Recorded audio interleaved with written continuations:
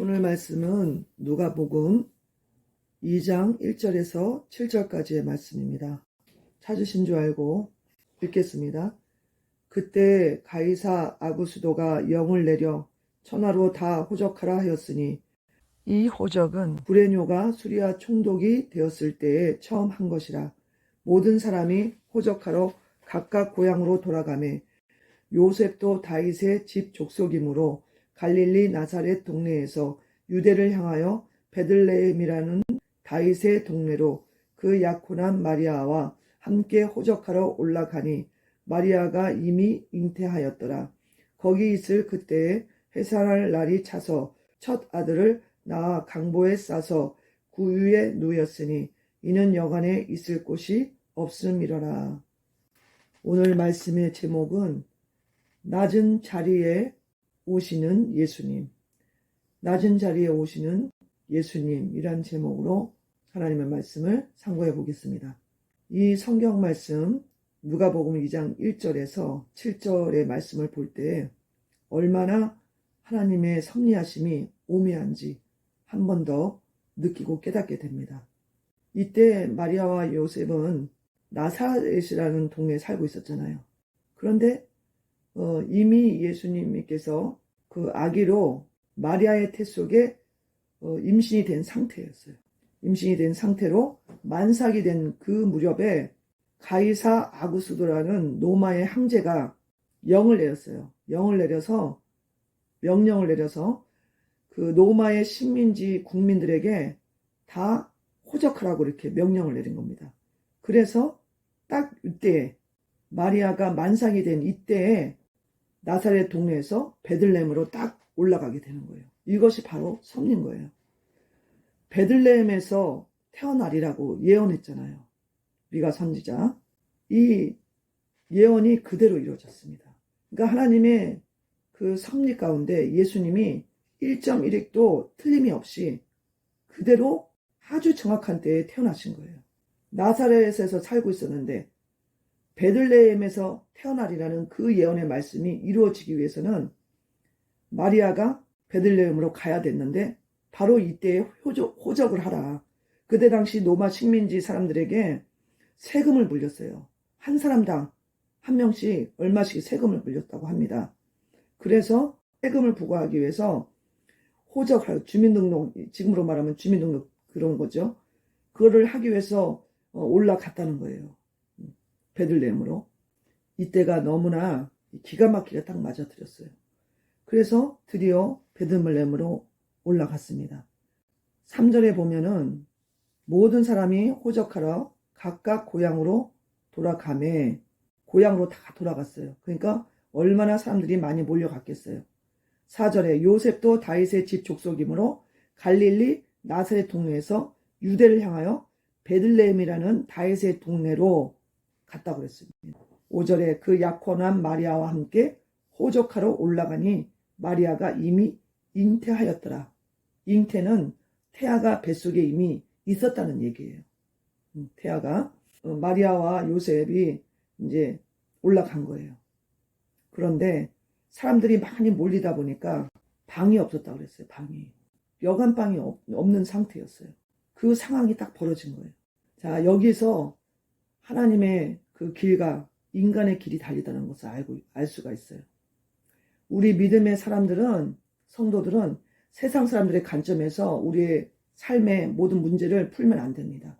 그러면은 반드시 실망하고 넘어지고 믿음을 버리게 돼요.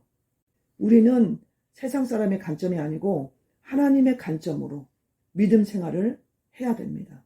왜냐하면 하나님께서 말씀하시는 것은 인간의 생각과 다르기 때문이에요.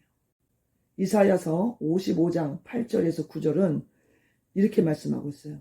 여호와의 말씀에 내 생각은 너희 생각과 다르며 내 길은 너희 길과 달라서 하늘이 땅보다 높음같이 내 길은 너희 길보다 높으며 내 생각은 너희 생각보다 높으니라. 이렇게 말씀하고 계셔요. 예수님이 태어나실 곳이 어떻게 초랑 막육관이 될 수가 있냐는 거예요.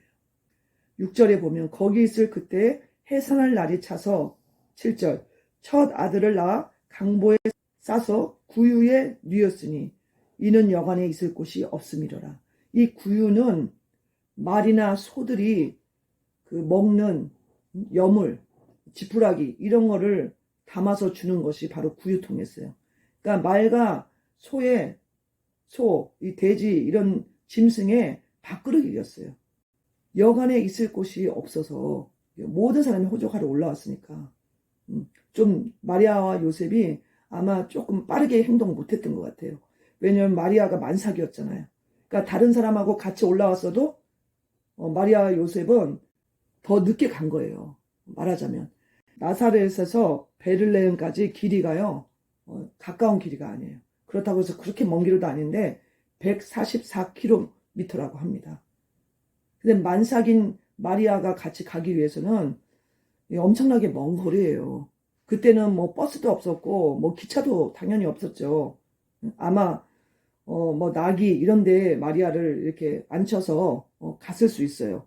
그러다 보니까 너무 이제 시간이 많이 걸렸던 거죠. 그러다 보니까 여간이 다른 사람들이 다 들어가서 차지하고 있었던 거예요. 그래서 너무 늦게 도착하는 바람에 여간이 없었고 그 여간 주인이 배려를 해줘서 겨우 그 말이나 뭐 소 이런 그 짐승들이 거처하고 있는 마구간 이런 데를 하나 얻었던 것 같아요. 그래서 급하게 얻어갖고 들어간 거예요. 창세기 3장 15절에서 말씀하신 여자의 후손, 뱀의 머리를 깨부시고 인류를 아담과 하와의 그 유전죄에서부터 구원하시기 위해서 오신 예수님, 여자의 후손, 또 아브라함과 다윗에게 약속하신 그 메시아가 어떻게 이 초라한 마구간 구유에서 태어날 수 있다는 말입니까? 이것은 인간의 생각과 완전히 틀린 거예요. 예수님은 왕의 궁전이 아닌 짐승의 먹이통에 태어나서 누였다고 말씀하고 있어요. 동방박사들이 올라왔지 않습니까? 동방박사들이 동방에서 별을 연구하던 박사들이 별을 연구하다가 어떤 특별한 별이 나타난 것을 보고 그 나라를 떠나서 이스라엘로 왔어요. 이스라엘 나라로. 근데 이스라엘 나라에 올 쯤에 별이 없어졌습니다. 그래서 당황스러웠겠죠. 그 딱 생각한 게 인간의 생각이 딱 들어간 거예요. 동방박사들에게. 어떤 생각이겠습니까? 아, 이스라엘의 왕이라고 했으니까 아마 왕궁에서 태어났나 보다. 이렇게 생각한 거예요. 그래서 별을 놓쳤으니까 왕궁으로 갔습니다. 왕궁으로. 이 동방박사들은 그때 당시 바벨론에서 왔다는 학설이 유력한 학설이 있습니다.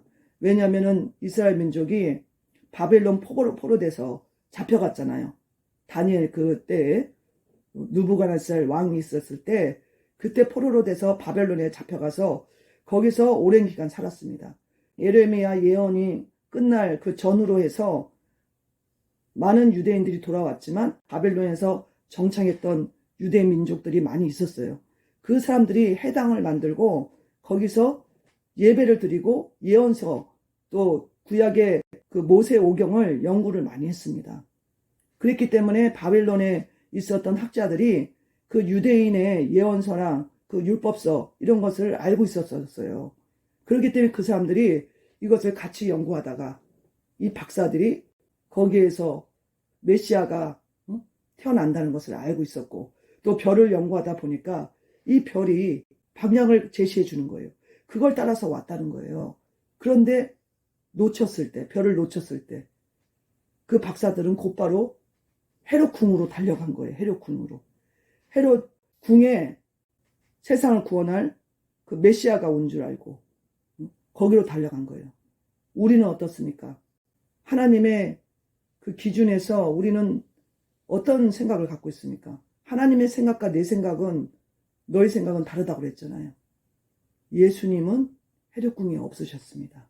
근데 우리 생각은 동방 박사들처럼 그 높은 곳을 향할 때가 너무 많다는 거예요. 그 하나님의 지혜를 우리가 배워야 됩니다. 예수님은 헤롯궁에 그 왕자에 오신 것이 아니라 가장 낮고 천한 인간도 아닌 짐승의 먹이통에 오신 거예요.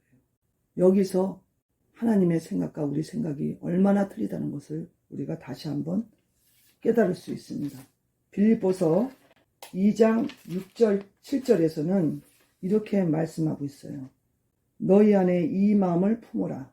곧 그리스도 예수의 마음이니 그는 근본 하나님의 본체시나 하나님과 동등됨을 취할 것으로 여기지 아니하시고 오히려 자기를 낮추시고 죽기까지 복종하셨으니 곧 십자가에 죽으심이라. 자기를 낮추시고 말구유에 태어나신 거예요. 말구유에. 이것이 얼마나 우리에게 시사하는 바가 큰지 알 수가 없습니다. 높아진 마음, 교만한 마음은 예수님을 모시지 못한다는 거예요. 예수님은 가장 낮은 곳에 낮아진 사람들 가운데 오시는 거예요. 그렇기 때문에 내 자리가 지금 고통의 자리, 낮아진 자리, 세상에서 소외된 자리에 있다 할지라도 낙심할 것이 없습니다. 예수님은 그런 자들에게 찾아오시기를 원하신다는 겁니다. 마태복음 18장 3절에는 이렇게 말씀하고 있습니다. 진실로 너에게 이르노니 너희가 돌이켜 어린아이들과 같이 되지 아니하면 결단코 천국에 들어가지 못하리라. 그러므로 누구든지 이 어린아이 같이 자기를 낮추는 사람이 천국에서 큰 자니라.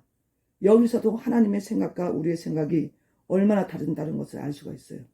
어린아이 같이 낮아진 그런 자들을 예수님은 천국에 받아들이신다는 거예요.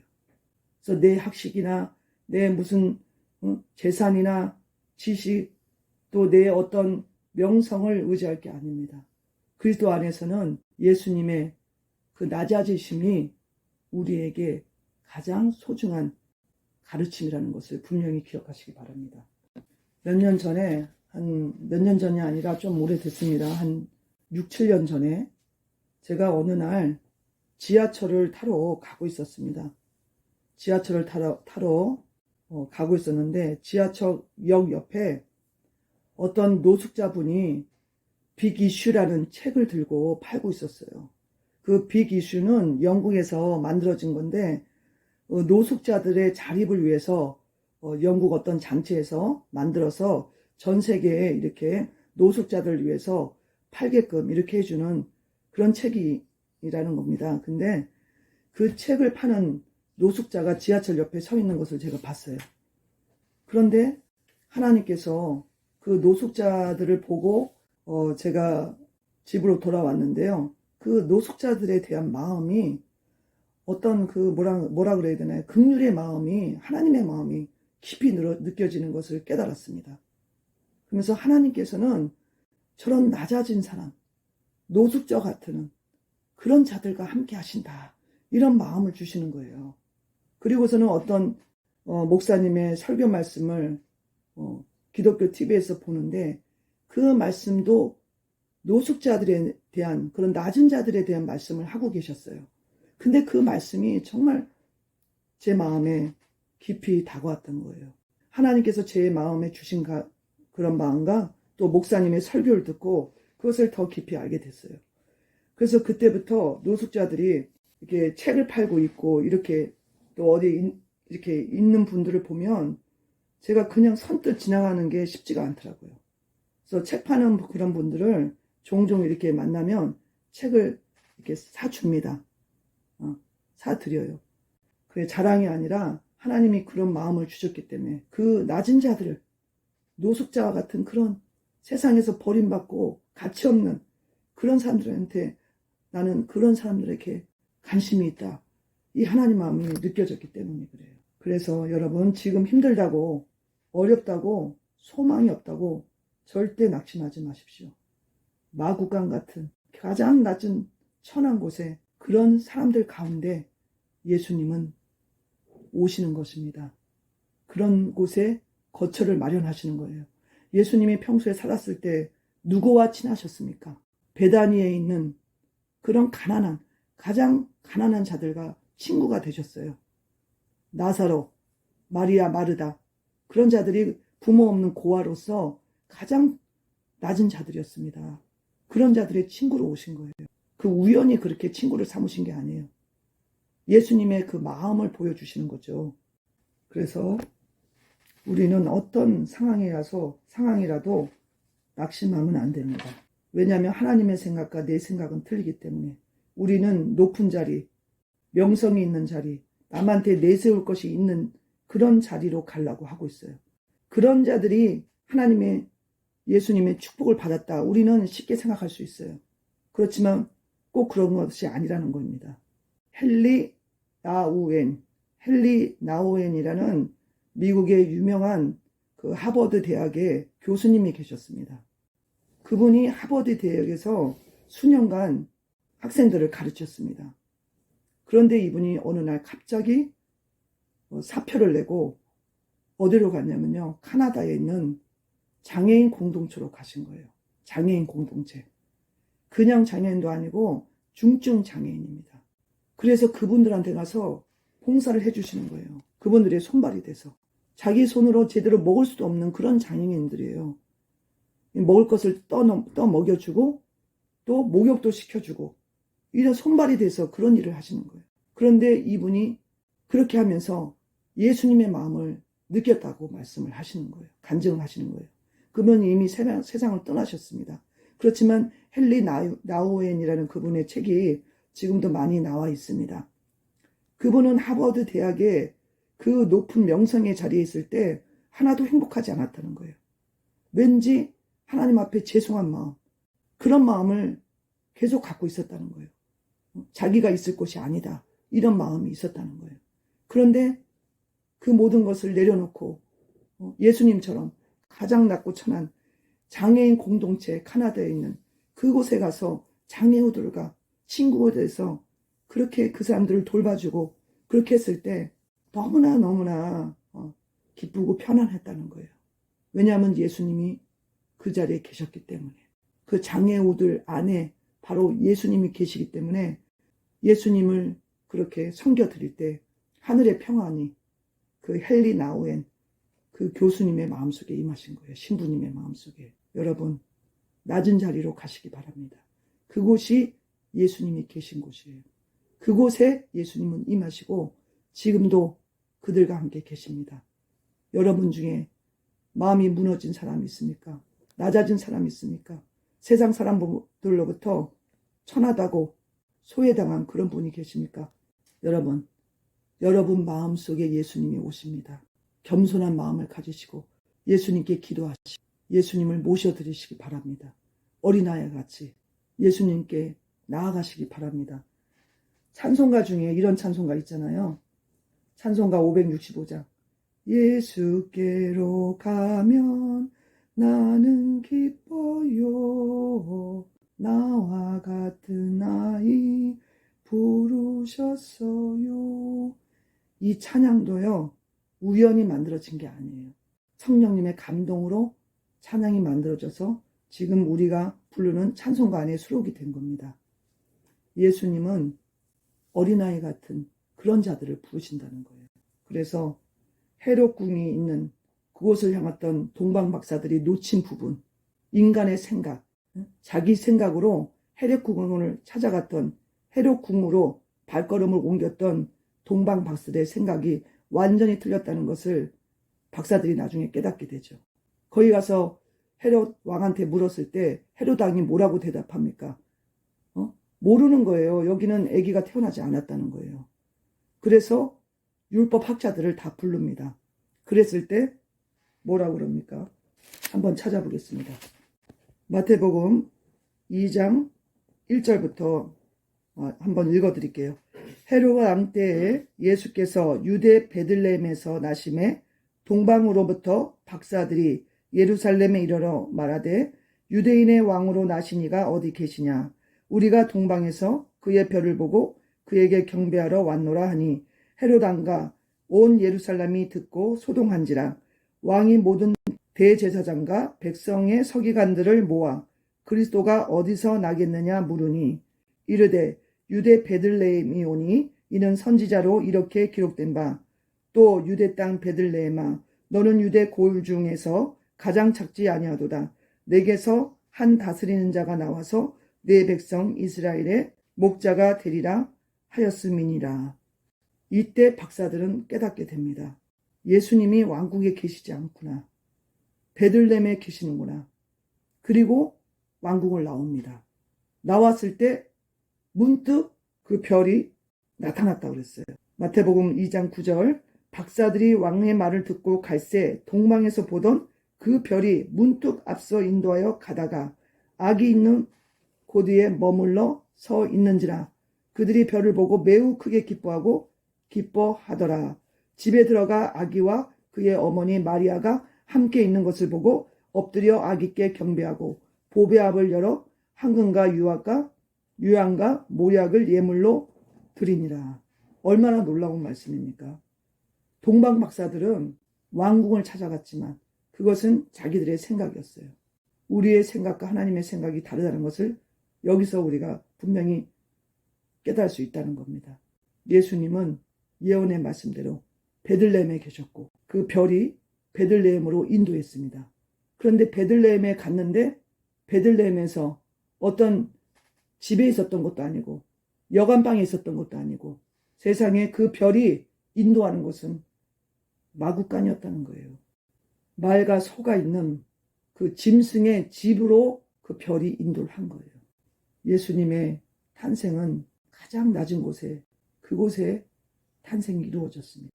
왕궁이 아닌 가장 낮은 곳에 여러분 마음속에 가장 문제 있고 고통스러운 곳에 예수님이 탄생하신다는 거예요. 가장 중요한 것은 여러분의 마음 문을 여는 것입니다. 예수님을 모셔드리는 것입니다. 그럴 때 예수님은 그 자리에 찾아오시는 거예요.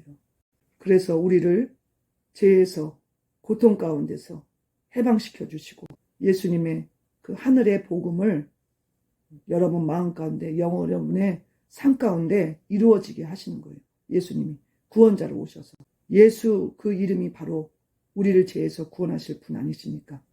예수님이 오시면 우리가 죄에서 구원되는 거예요. 우리가 고통의 문제에서 해방되는 거예요. 예수님께 아뢰세요. 예수님을 마음속에 모셔드리고 여러분의 삶 속에 모셔드리세요. 그러면 예수 그 이름대로 죄에서 고통에서 해방시켜 주시고 구원해 주시는 하나님의 놀라운 역사가 지금도 그때와 지금도 똑같이 어제나 오늘이나 동일하신 예수님의 역사가 여러분 삶 가운데 여러분 마음 가운데 일어난다는 겁니다. 그래서 여러분 결코 자신의 현실을 비관하지 마시고 문제가 해결되지 않았다고 해서 낙심하지 마시고 예수님을 바라보시기 바랍니다. 가장 낮은 곳에 오신 그 예수님, 마구간 그 짐승의 여물통에 태어나신 그 예수님을 직시하고 바라보세요. 이 말씀이 기록된 것이 결코 우연이 아니고 우리에게 하나님이 소망을 주기 위해서 기록된 말씀이라는 것을 믿으시기 바랍니다. 그럴 때 여러분 삶에 놀라운 기적과 하나님의 축복과 예수님의 탄생의 기쁨의 역사가 나타나게 될 줄을 믿습니다. 우리 모두 그런 예수님의 탄생의 놀라운 은혜가 충만하시기를 간절히 바랍니다.